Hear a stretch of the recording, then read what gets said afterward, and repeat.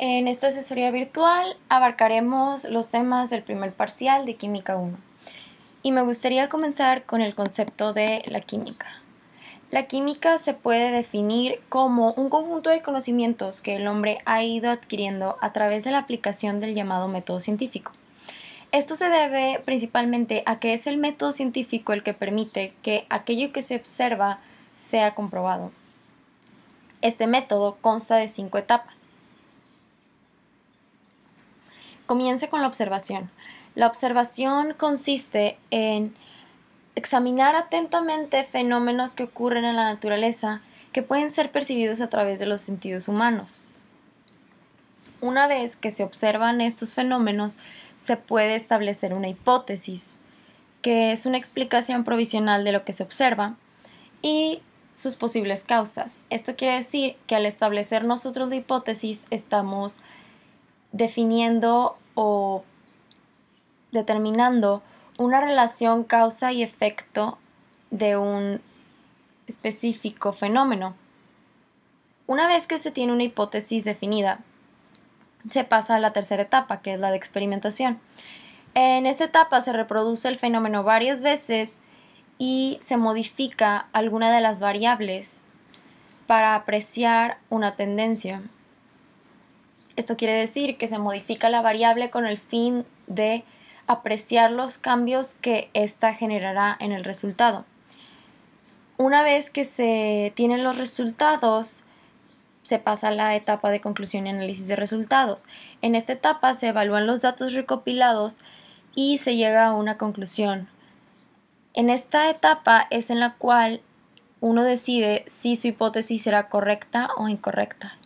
Esto quiere decir que se va a aceptar o refutar la hipótesis. Si la hipótesis era correcta, entonces esta pasa a ser una teoría científica.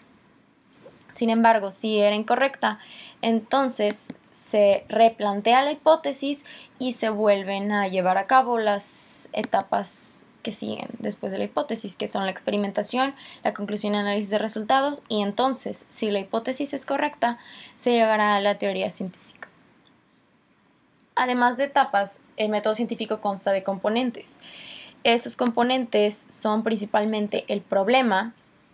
El problema casi siempre es una pregunta que cuestiona aquello que se observa.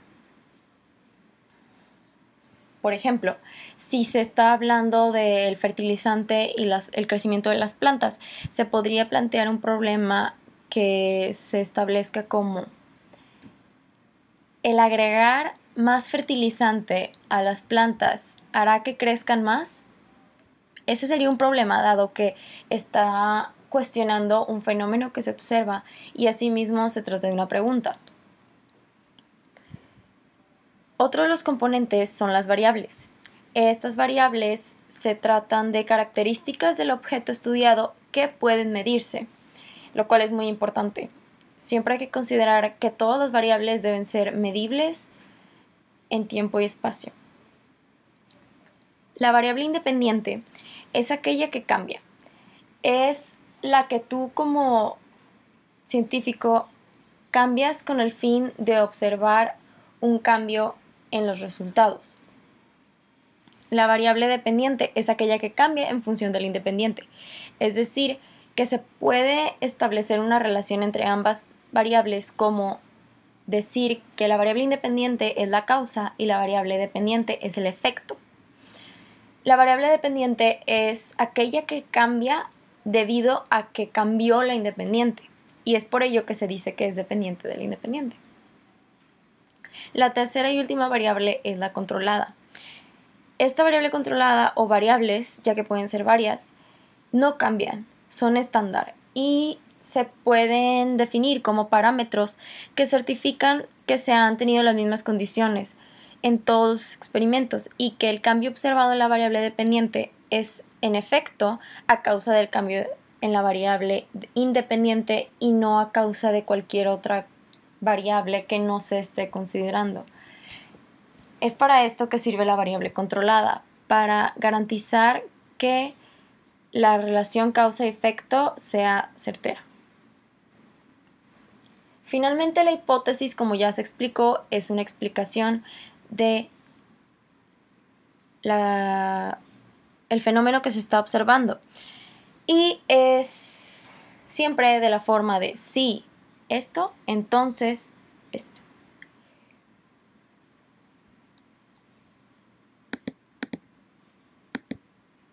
Bueno, el siguiente tema es el Sistema Internacional de Unidades. En la pantalla se pueden apreciar las diferentes magnitudes y su unidad en el sistema inglés y en el sistema internacional. Por ejemplo, la longitud. La longitud mide el qué tan largo es algo. En el sistema inglés es el pie, sin embargo, en el sistema internacional es el metro.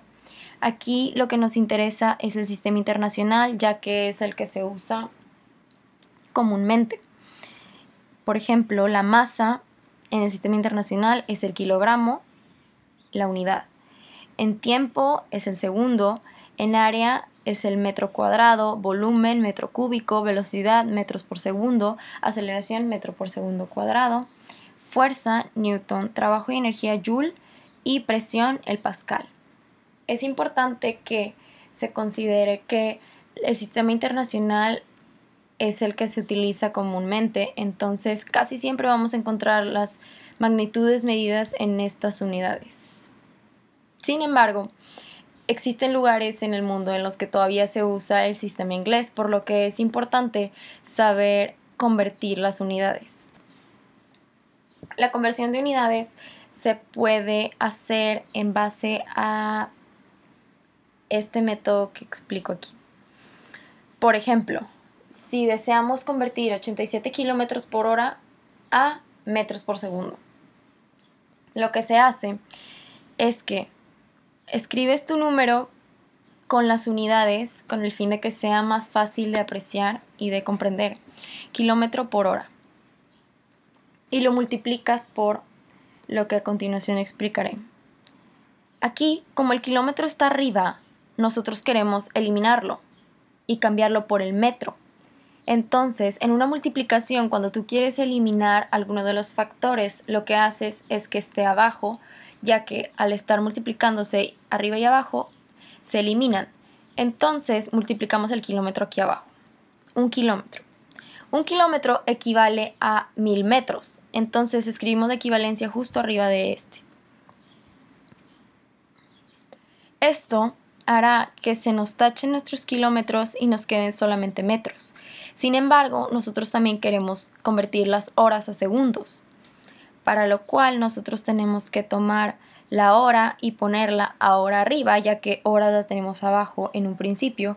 Lo multiplicamos el factor en la parte de arriba y abajo del mismo escribimos su equivalencia en segundos, que son 3600.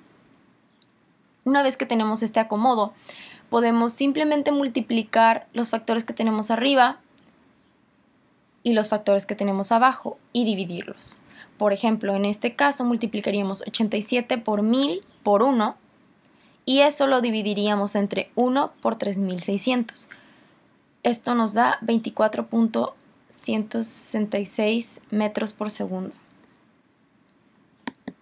Este es el método más práctico de convertir unidades. Sin embargo, existe otro método que es la regla de 3 simple, que ya todos conocemos, con la cual podemos simplemente definir si un kilómetro equivale a 1000 metros, entonces ¿cuántos metros serán 87 kilómetros? La regla de 3 simple consiste en multiplicar el valor que se tiene abajo por el de la diagonal entre el que se tiene en un lado, que sería 87 por 1000 entre 1, que viene siendo prácticamente lo mismo, ya que lo que se busca aquí también es tachar las unidades entre sí para que quede la unidad que nosotros estamos buscando.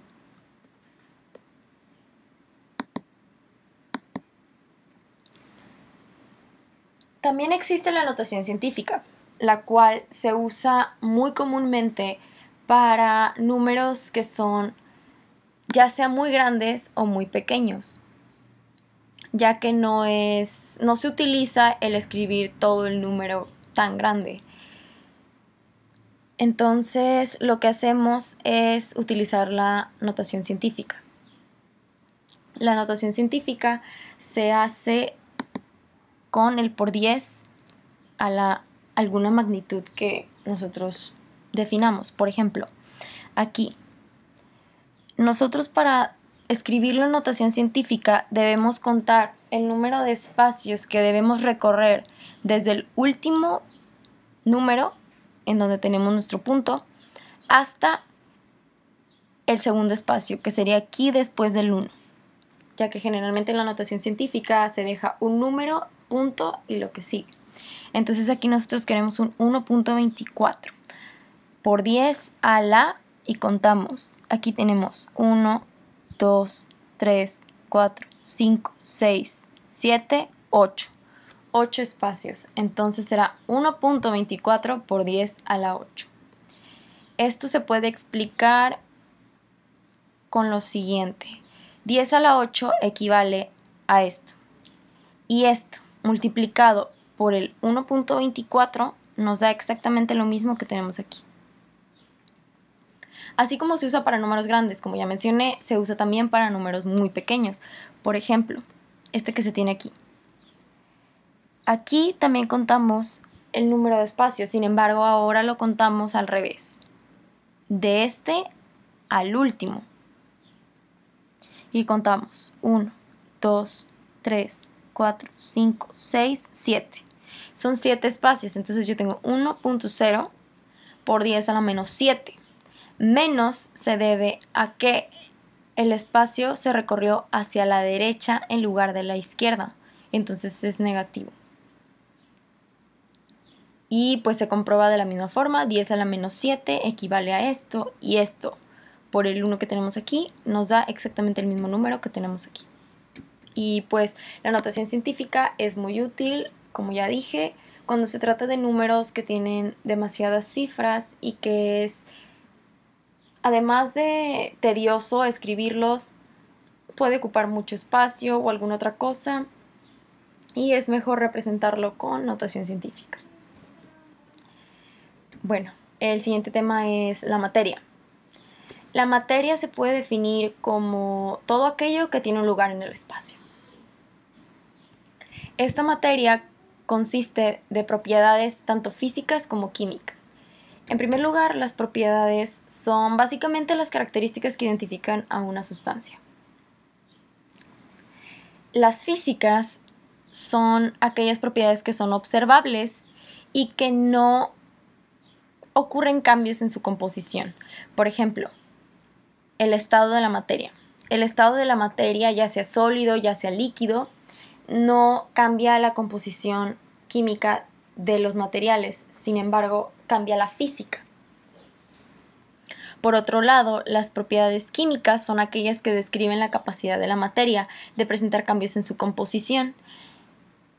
Por ejemplo, la quema de alguna cosa cambia la composición química del objeto, así como también la oxidación. Esto ya llega a un nivel de composición y no solamente superficial y físico, como lo era el cambio de estado.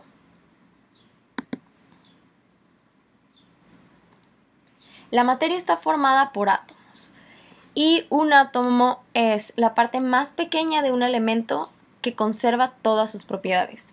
Pueden existir partes más pequeñas, sin embargo, no consisten o no abarcan todas las propiedades del elemento en sí. El átomo es lo más pequeño que conserva todas sus propiedades. Y bueno, si un átomo de la misma especie se junta con más átomos que son también de la misma especie, se puede formar un elemento. Un átomo X más átomos X, ya que son de la misma especie, forman el elemento X. Asimismo, este elemento o cualquier otro, al juntarse con otro elemento diferente de este, forma un compuesto. Elemento X más elemento Y igual a compuesto Z. Un compuesto puede ser separado a través de ya sea reacciones químicas o algún otro procedimiento en sustancias más pequeñas. Sin embargo, el elemento no. Elementos son sodio, litio, cloro y todos los que se presentan en la tabla periódica, mientras que los compuestos son cloruro de sodio o alguna otra unión de dos elementos. Ok. Los estados de la materia se pueden definir como 4: el sólido, el líquido, el gas y el plasma. Comenzamos con el sólido. Los sólidos tienen forma y volumen definidos, como se puede observar en estas dos imágenes. Las moléculas que forman al sólido están muy cerca entre sí, así como se observa en la imagen. No hay espacio casi entre ellas, por lo que las fuerzas de atracción entre estas moléculas, esta para con esta y esta para con esta, y así sucesivamente con todas, son muy altas, es decir, que se atraen mucho entre sí, puesto que están muy cerca. Y las de repulsión son muy bajas, por lo que las moléculas no tienen mucho espacio para moverse, entonces prácticamente no se mueven, sino que solamente vibran. Esto hace que los puntos de fusión de los sólidos sean altos. Es por ello que batallas más en derretir un hielo que, por ejemplo, un líquido que ya está en estado líquido. Los puntos de fusión son altos debido a que es difícil separar las moléculas que se tienen entre sí. El siguiente estado de la materia es el líquido. El estado líquido tiene un volumen definido, sin embargo, su forma no es definida, como se puede observar aquí. El líquido toma la forma del recipiente en el que se encuentra generalmente, y las moléculas que lo forman están cerca, sin embargo no están tan cerca como en el sólido, pero se puede apreciar que están cercanas las unas a las otras. Entonces las fuerzas de atracción son altas, sin embargo no tan altas, y las de repulsión aumentan un poco más que en las de sólidos. Entonces existe más movimiento entre estas moléculas a diferencia de los sólidos. No obstante, si se compara con el gas tiene sus moléculas muy separadas, como se puede apreciar aquí. No tiene ni forma ni volumen definido, es completamente disperso. Las fuerzas de atracción entre sí son casi nulas entre moléculas, ya que se tienen muy separadas, lo que aumenta las fuerzas de repulsión, y las fuerzas de atracción las baja muchísimo. Y bueno, el gas es el estado más inestable de la materia. Y el último es el plasma. El plasma se forma a temperaturas muy elevadas, puesto que las moléculas están chocando constantemente entre sí, y sucede que sus electrones se separan del átomo, entonces se ionizan. Y bueno, esto es lo que sucede. Ejemplos de esto son el Sol y las estrellas. Ok, los cambios de estado. Los cambios de estado son un cambio físico de la materia y depende de su temperatura y la presión que se ejerce sobre ella. Esto además tiene directa relación con el movimiento de sus partículas, puesto que se basa en la energía cinética. Y bueno, existen dos tipos de cambios de estado: endotérmico y exotérmico. El endotérmico se refiere a un cambio que requiere de la administración de energía para ocurrir, es decir, que si no se le agrega energía, o en este caso generalmente calor, no puede suceder. Mientras que el exotérmico es el tipo de cambio que no requiere energía para ocurrir, sino que la libera. Es prácticamente lo contrario al endotérmico. El exotérmico libera energía, el endotérmico requiere de energía. Bueno, vamos a comenzar con los cambios de estado endotérmicos. Los cambios de estado endotérmicos comienzan con la fusión. La fusión es el cambio de sólido a líquido, como se puede apreciar aquí, de sólido a líquido. Esto sucede cuando a un sólido se le suministra calor. Al agregarle calor, aumentas la energía cinética de las moléculas. Esto hace que las moléculas comiencen a moverse mucho más, y debido a esto, las fuerzas de atracción entre las moléculas comienzan a disminuir, ya que se comienzan a alejar. Esto significa que las moléculas entonces serán capaces de fluir. y pasarán al estado líquido, en el que ya las moléculas están más separadas. Si nos fijamos aquí, están muy juntas y al separarse más, tienen la oportunidad de fluir en estado líquido. Todo esto ocurre dado la administración de calor. La vaporización es el cambio de estado de líquido a gas. En este cambio ocurre pues casi lo mismo que en el anterior, ya que al agregar calor aumenta la energía cinética de las moléculas mucho más de lo que aumenta en el pasado, por lo que el movimiento de las mismas se eleva y entonces las fuerzas de atracción entre ellas se reducen y pasan a estar mucho más alejadas y dispersas como lo están en el estado gaseoso. La sublimación es un cambio de estado endotérmico, en el cual se le suministra energía y pasa del estado sólido al estado gaseoso directamente sin pasar por el líquido. Sucede lo mismo, al agregársele calor, lo que pasa con las moléculas es que comienzan a moverse más, se empiezan a alejar hasta llegar a este estado, en el cual las moléculas están dispersas y sus fuerzas de atracción son muy bajas, mientras que las de repulsión son muy altas, y es por ello que están tan alejadas entre sí.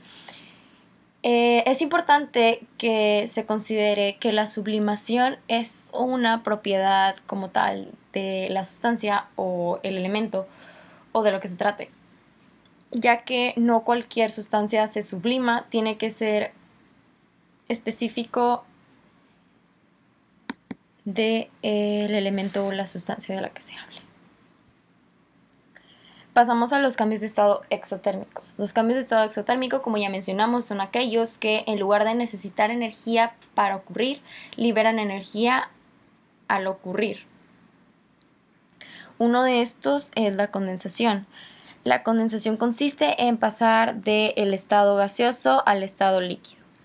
Esto, lo que sucede es que al reducirse la energía cinética molecular, se está haciendo que disminuya el movimiento de las moléculas, por lo que las fuerzas de atracción entre las mismas aumentan y las de repulsión disminuyen. Entonces las moléculas se juntan más y llegan al estado líquido. Si se fijan, es exactamente lo contrario a lo que sucede con la vaporización, ya que al quitarse la energía cinética, las moléculas comienzan a juntarse, ya que ya no se están moviendo tanto. Más adelante tenemos la solidificación, que consiste en pasar del estado líquido al estado sólido. Lo que sucede aquí es exactamente lo mismo que en el anterior. Se reduce la energía cinética, entonces las moléculas comienzan a moverse menos, y al moverse menos, pues están más cerca las unas de las otras, entonces sus fuerzas de atracción entre sí comienzan a aumentar y las de repulsión se reducen, entonces llegan a un acomodo muchísimo más uniforme y pasan al estado sólido, en donde ya tienen una forma y un volumen definidos, a comparación del estado líquido en el que solo tenían volumen definido. Sin embargo, la forma es la que se toma del recipiente.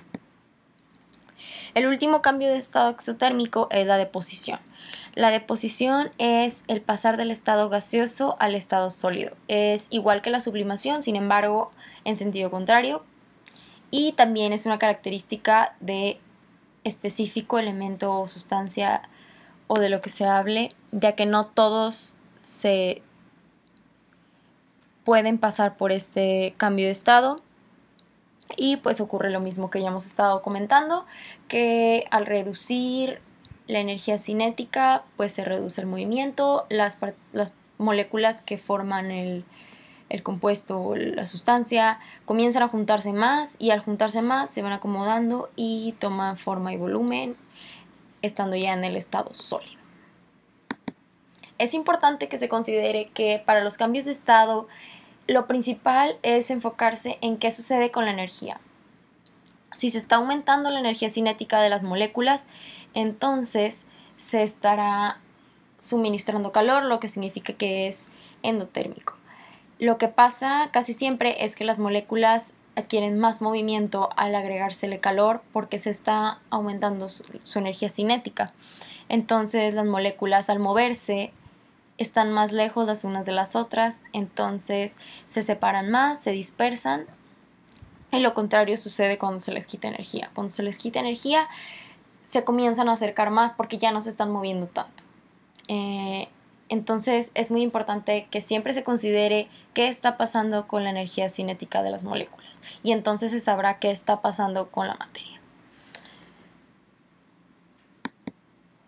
Bueno, hablando de energía, la podemos definir como la capacidad para realizar un trabajo o transferir calor.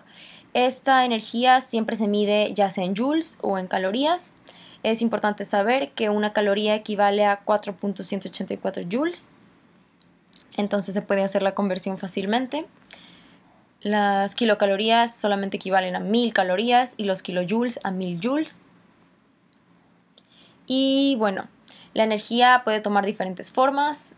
Puede tomar la forma de energía mecánica, luminosa, calor, hidráulica, geotérmica, química, eléctrica. Sin embargo, lo que es importante saber es que la energía se puede convertir de una forma a otra. Energía mecánica se puede convertir a otro tipo de energía. El calor se puede convertir en energía mecánica y así sucesivamente. Además de las formas de energía, existen tipos de energía. Y son dos. Es la potencial, la cual se puede definir como la energía que está almacenada en el objeto, es decir, la energía que se debe más que nada a la composición química del objeto o incluso su posición en el espacio. Por ejemplo, aquí la pelota tiene energía potencial puesto que se encuentra en un nivel más alto que el del suelo. La energía cinética, por otro lado, es la energía dada al movimiento. Aquí podemos ver cómo la energía potencial pasa a ser energía cinética porque suelta la pelota. A la pelota estar moviéndose, adquiere energía cinética. Cuando se detenga, entonces ya no va a tener energía, porque ya no se estará moviendo y ya no se encontrará en una posición más alta que el nivel del suelo. Entonces la energía potencial es la energía que se tiene almacenada, mientras que la energía cinética es la energía que se debe al movimiento del objeto. Muy bien, pasamos al tema del átomo. El átomo se puede definir, como ya lo mencioné anteriormente, como la parte más pequeña de un elemento que conserva todas sus propiedades. Sin embargo, ahora nos vamos a adentrar un poco más y primero que nada vamos a explicar de qué partes consiste el átomo. El átomo consiste de 3 subpartículas o partículas subatómicas que se pueden apreciar aquí. Primero tenemos los protones. Los protones son partículas subatómicas con carga positiva y estos protones son los que identifican al elemento. Con esto me refiero a que el número de protones dirá de qué elemento se trata, ya que el número de protones es algo propio de cada elemento. Esto quiere decir que ningún elemento tiene el mismo número de protones, nunca. Todos lo tienen diferente. Y esto es lo que identifica al elemento. Puedes saber de qué elemento se trata en base al número de sus protones. Luego se tienen los neutrones.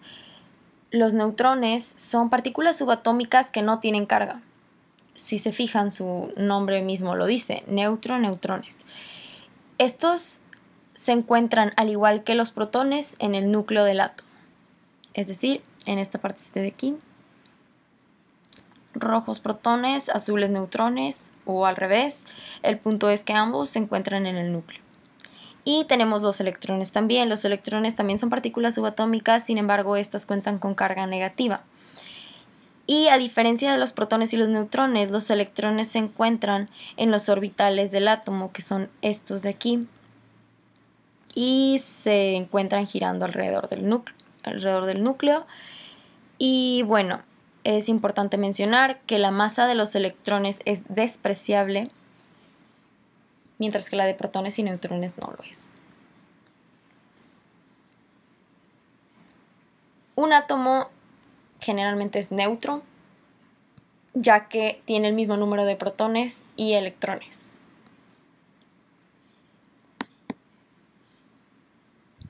Muy bien, el número atómico y el número másico.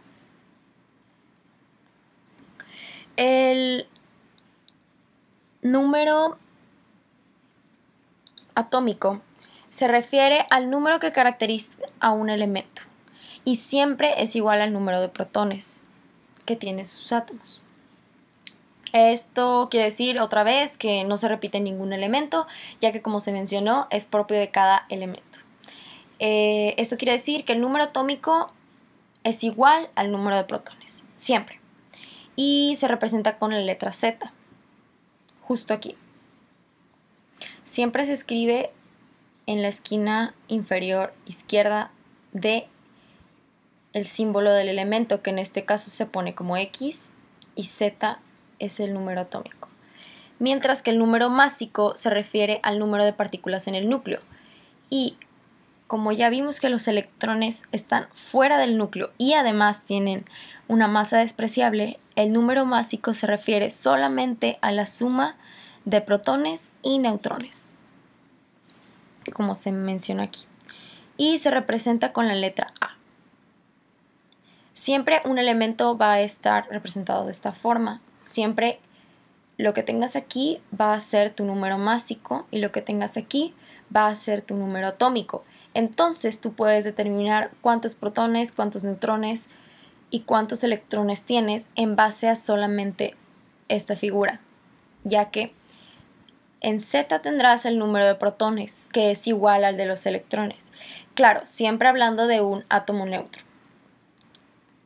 Mientras que aquí tendrás la suma de protones y neutrones. Entonces solamente a este número le restas el número que tienes aquí abajo y tendrás el número de neutrones, ya que este es el número de protones y este es el número de neutrones y protones. El número de electrones será mismo que el de protones.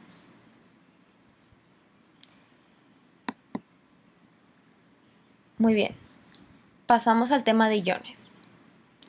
Anteriormente solamente nos referimos a átomos neutros, sin embargo, un átomo puede tener carga. Esto sucede cuando se pierde o se ganan electrones. Es importante saber que cuando se ganan electrones, su carga es negativa. Si los pierde, será positiva. Esto se puede explicar mediante la lógica de la suma y la resta. Si se tienen, por ejemplo, 17 protones en el caso del cloro, como se muestra aquí, se tienen 17 protones. Esto significa que se tienen también el mismo número de electrones, 17. Sin embargo, por alguna razón, este elemento ganó un electrón. Esto quiere decir que tiene 17 protones y 18 electrones, ya que ganó un electrón. Esto significa que tienes 18 electrones contra 17 protones. Y como los protones son positivos y los electrones negativos, se puede hacer una resta de 17 menos 18 y el resultado es menos 1, que es la carga que se pone aquí. Esto aplica igual para cualquier otro elemento. La carga puede ser de menos 1, como aquí, de menos 2, menos 3, más 1, más 2, más 3. Siempre se escribe en esta esquina superior derecha. Y bueno, ya que decíamos que se puede tener cargas negativas o positivas, cuando el elemento tiene una carga negativa se le llama anión, cuando tiene una carga positiva se le llama catión. Cuando tiene carga negativa, como ya mencionamos, significa que ganó electrones, mientras que cuando tiene carga positiva significa que lo perdió. En este caso perdieron 1 el sodio y ganó 1 el cloro, ya que cuando no se pone número significa que es 1. Ya cuando es 2 o más, ya se escribe el número.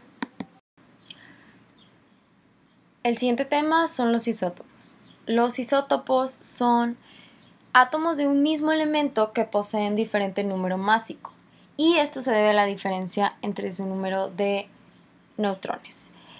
En este caso, siempre que un isótopo tenga diferente número másico, se podrá determinar que la diferencia es en el número de neutrones, dado que el número de protones siempre es el mismo en cualquier elemento. Entonces, si el número de protones siempre es el mismo, lo que debe diferir es el número de neutrones, ya que el número másico se refiere al número de protones más el número de neutrones. Los isótopos conservan las mismas propiedades químicas, sin embargo las propiedades físicas pueden diferir en algunos casos. Y bueno, de los isótopos y de su concepto nace la masa atómica. Lo que es la masa atómica es la masa relativa a la abundancia. Con esto quiero decir que la masa atómica es la masa en función de todos los diferentes isótopos que se tienen de un mismo elemento. Y es por ello que la masa que viene en la tabla periódica de cada elemento no es igual a su número másico. Por ejemplo, la masa del cloro no es de 35, a pesar de que,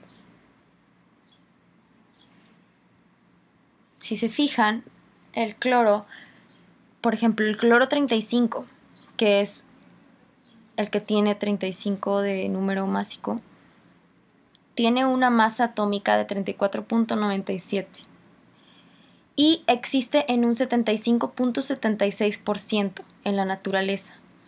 Y el cloro 37, aquí falta una L, tiene una masa atómica de 36.97 y esta se encuentra en un porcentaje de 24.24. Lo que vamos a hacer para calcular la masa atómica del cloro, en este caso, es la de multiplicar la masa que tiene por su porcentaje, sin embargo, no en el 100%, sino dividido entre 100. Es decir, el porcentaje en base a 1, que sería 0.7576 por 34.97. Esto nos da una cantidad y luego multiplicamos el 36.97 por el 0.24. Y así es como calculamos la masa. Se suman ambos y nos da la masa atómica. Bueno, ahora pasamos a los modelos atómicos. Los modelos atómicos fueron propuestos por 4 diferentes científicos. El primero de ellos fue Dalton, quien propuso este modelo que se basa en una esfera sólida sin carga. Esto quiere decir que para Dalton el átomo era solamente una partícula de materia. Sin embargo, más adelante Thomson presenta este modelo que se refiere a una esfera completa de carga positiva. Toda la esfera en sí, en su totalidad, tenía carga positiva, mientras que tenía subpartículas incrustadas con carga negativa, que son los electrones. Más adelante, Rutherford propone este nuevo modelo, que plantea un núcleo con protones y electrones girando alrededor de este. Este modelo se acerca al que usamos hoy en día. Sin embargo, no consideraba, a diferencia del de Bohr, los diferentes orbitales y niveles de energía que posee el átomo. Estos niveles de energía y orbitales, y en sí el modelo atómico, tiene 3 principios fundamentales. Estos principios fundamentales consisten, el primero, en que los electrones ocupan los orbitales siguiendo un orden de menor a mayor energía. Esto es muy importante que se considere, ya que los electrones nunca van a ocupar un nivel de mayor energía sin antes haber ocupado los de menor energía. Los de menor energía son los que se encuentran cerca del núcleo. Entonces siempre van a ocupar primero los de menor energía para después pasarse a los de mayor energía. El segundo, un orbital solamente puede contener 2 electrones. Y la tercera, si los electrones ocupan orbitales de igual energía, un electrón entra en cada orbital hasta que todos los orbitales contienen un electrón con spin paralelo. Con esto trata de decir que en todos los orbitales los electrones irán en sentido contrario, es decir, un spin para arriba y un spin para abajo, que es positivo y negativo. Muy bien, la configuración electrónica se basa principalmente en esto. En el número, la letra y el índice arriba. El número se refiere al nivel de energía del átomo, mientras que la letra se refiere al subnivel. Este número de aquí se refiere al número de electrones que hay en este subnivel. Entonces, aquí tenemos los niveles de energía y los orbitales. Si se aprecia aquí, viene cada nivel representado con un número: 1, 2, 3 y 4. Para cada nivel existen subniveles. En el primer nivel solamente está el subnivel S. En el nivel 2 se tiene el subnivel S y P. En el nivel 3 se tiene S, P y D, mientras que en el 4 se tiene el subnivel S, P, D y F. Cada subnivel tiene diferente número de orbitales. El subnivel S solamente tiene un orbital. Esto quiere decir que en el subnivel S solamente se van a poder contener 2 electrones, ya que en cada orbital solamente pueden tenerse 2 electrones. Mientras que, por ejemplo, en el subnivel P se pueden tener hasta 6 electrones. Esto se debe a que tiene 3 orbitales y en cada orbital se puede contener 2 electrones. 2 por 3, 6. Y por ejemplo, en el subnivel D también se pueden tener hasta 8 electrones y esto se debe a que se tienen 4 orbitales. En el F se pueden tener aún más, ya que se tienen más orbitales. Se tienen 7 orbitales y esto quiere decir que se puede tener hasta 14 electrones.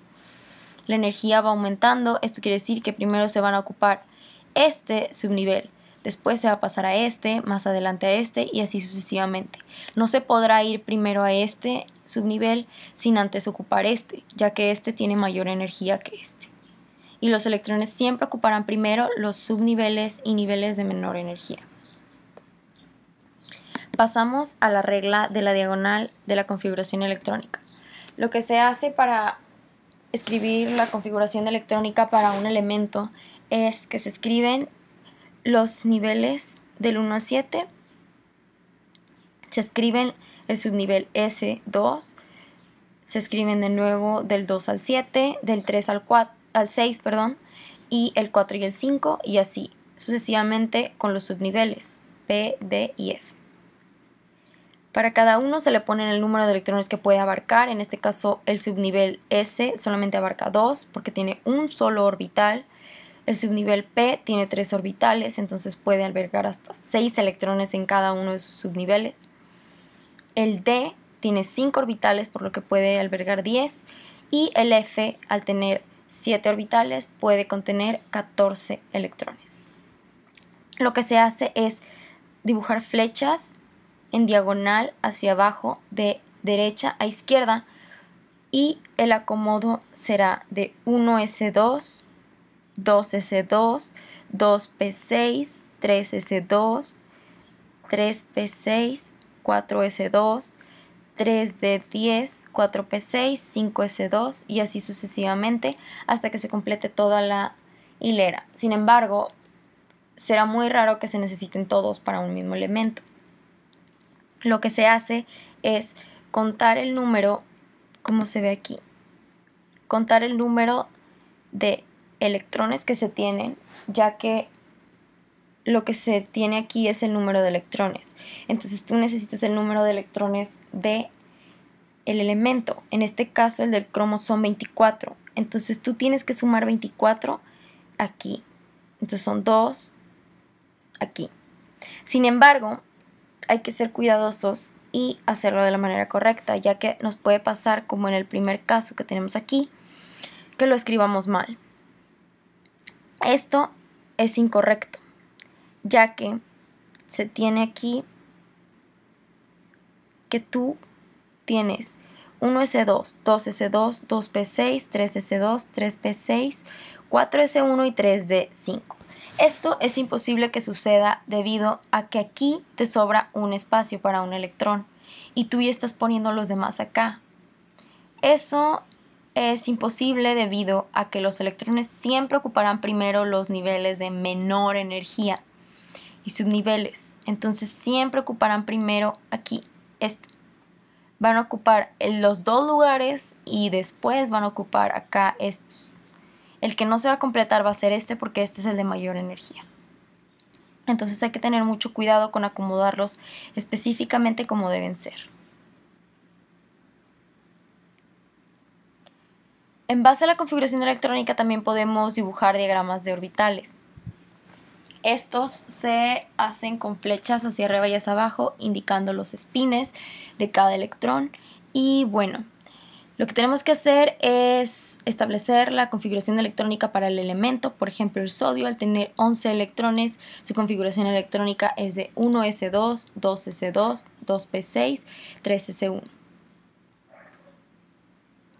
Entonces, estos se van a acomodar de la siguiente forma. Nosotros sabemos que el nivel 1 y el subnivel S solamente tienen un orbital y en cada orbital solamente caben 2 electrones. Entonces tenemos un electrón para arriba y uno para abajo, porque sabemos que uno de los principios fundamentales es que los espines de los electrones que se encuentran en el mismo orbital deben ser paralelos, es decir, contrarios, uno hacia arriba y otro hacia abajo. Entonces ya tenemos 2 electrones aquí. Y en el 2s2 también tenemos 2 electrones, exactamente igual que en el 1s2. Entonces escribimos este. Después tenemos el 2p6. Esto sabemos que el p tiene 3 orbitales. Entonces dibujamos los 3 orbitales, que son estos 3, en los que vamos a ocupar todos los espacios, ya que tenemos los 6 electrones. Uno arriba, uno abajo, uno arriba, uno abajo, uno arriba y uno abajo. Estos equivalen a 6 electrones, otros 2 aquí y otros 2 aquí, suman 10. Solamente nos queda un electrón más y es este, en el nivel 3, subnivel S. Este también solamente tiene un orbital porque se trata del S, entonces solamente dibujamos este orbital y solamente un electrón, porque son 11, 11. Es importante saber que siempre se va a dibujar primero el electrón que va hacia arriba, que es el positivo. Siempre se van a llenar primero las casillas con el positivo y después con el negativo. Luego, por ejemplo, con el magnesio sí se ocupan todos los orbitales. Sin embargo, con el aluminio tenemos 1s2, 2s2, 2p6, 3s2, 3p1. Esto significa que tenemos 13 electrones acomodados en los diferentes niveles y subniveles del átomo. Aquí se nos ocupan todos estos y finalmente en el 3p nosotros solamente estamos ocupando un espacio de los 6 que tenemos, porque si recuerdan, en el subnivel P nosotros tenemos 3 orbitales, con lo cual significa que nos caben 6 electrones. Sin embargo, solamente necesitamos un espacio.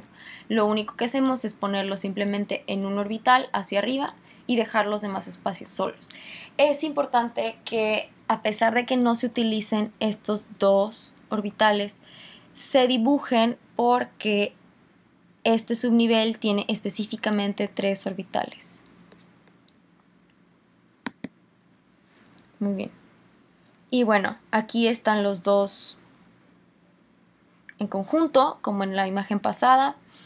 Aquí lo que me interesa mostrarles es lo que les dije sobre el spin positivo.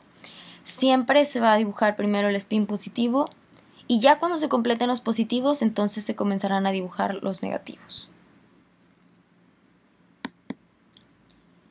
Y bueno, me gustaría hacer énfasis en esto, que son los diagramas de orbitales de iones, debido a que suele ser un poco confuso, ya que cuando les dan esto se puede confundir con este y no considerar el hecho de que, por ejemplo, este es un catión, significa que perdió un electrón, y en ocasiones se nos puede olvidar que eso significa que necesitaremos un espacio menos. Ya no vamos a necesitar este, porque en lugar de tener 11 electrones, ahora solamente tenemos 10 y nos caben en estos. Entonces, nuestra configuración electrónica y nuestro diagrama de orbitales va a cambiar. La configuración electrónica sería 1s2, 2s2, 2p6, en lugar de agregar el 3s1. y al ya no tener el 3s1 ya no es necesario agregar este orbital. Finalmente, me gustaría concluir con el tema de capa y electrones de valencia. La capa de valencia se refiere al mayor nivel principal de energía ocupado por electrones en un átomo. Y los electrones de valencia se refieren a los electrones que se encuentran en esta capa. Entonces, aquí nosotros, por ejemplo, tenemos esta configuración electrónica. 1s2, 2s2, 2p6, 3s2, 3p5. En esta configuración electrónica podemos definir cuál es la capa de valencia en base a lo que ya habíamos explicado sobre los niveles, subniveles y electrones. Nosotros dijimos que el número es el que define el nivel de energía. Y aquí nos dice que la capa de valencia es el nivel principal de energía ocupado por electrones. Entonces en lo que nosotros nos vamos a fijar es en el número de cada uno. Aquí el número máximo es el 3. Entonces el nivel 3 es nuestro nivel principal de energía. Y nuestra capa de valencia es entonces el 3s, 3p. Mientras que nuestros electrones de valencia son la suma de los electrones que se encuentran en estos niveles. Los electrones se refieren al número que se encuentra aquí, entonces solamente sumamos 5 y 2, lo que significa que nuestros electrones de valencia son 7.